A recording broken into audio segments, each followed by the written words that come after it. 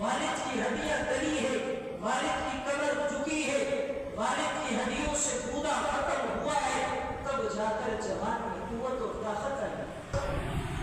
اس نے جو دعا کی کہ اللہ کو بکریاں چراتا تھا، اس کے دو بوڑھے والدین کہا کہ اللہ میں روزانہ بکریاں چرا کر شام کو واپس آتا تو بکریوں سے دودھ نکال کر پہلے اپنے والدین کو پلاتا پھر اپنے بچوں کو پلاتا۔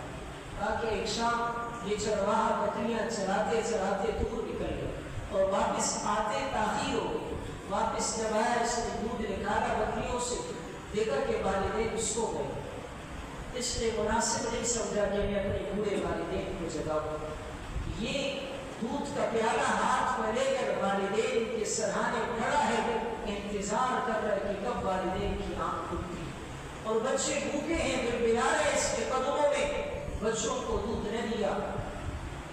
کہا کہ صبح ہوئی اور والدین کی آنکھ کھلی۔ ساری رات یہ جوان والدین کی بھی کھڑا ہے، اور اس وجہ سے کھڑا ہے کہ کہیں میں جگاؤں گا تو یہ تکلیف اور اذیت ہو۔ میرے دوستو، ہم میں سے ہر شخص اپنے گربان میں جان کر دیکھیں، آج مجھ نوجوان کا اپنے والدین کے ساتھ کیسا تعلق ہے، کیسا سلوک ہے۔ وہ نوجوان کے جو 2 روپے کما کر اپنی آنکھیں اپنے والدین پر نکالتا ہے اور وہ یہ سمجھتا ہے کہ میں پیدا ہی جوان ہوا ہوں، اور اپنے 2 روپے پر وہ یہ سمجھتا ہے کہ میں جتنا کمانا ہوں سب یہ پورا گھر اور والدین کا خرچہ میرے اس 2 روپے سے چل رہا ہے۔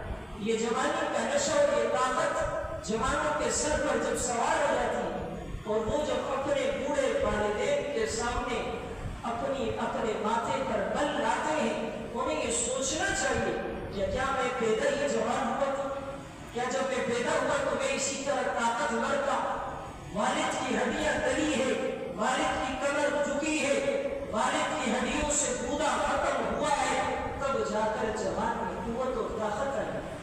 تو ہم کبھی بھی اپنے والدین کے ساتھ برا سلوک نہ کریں۔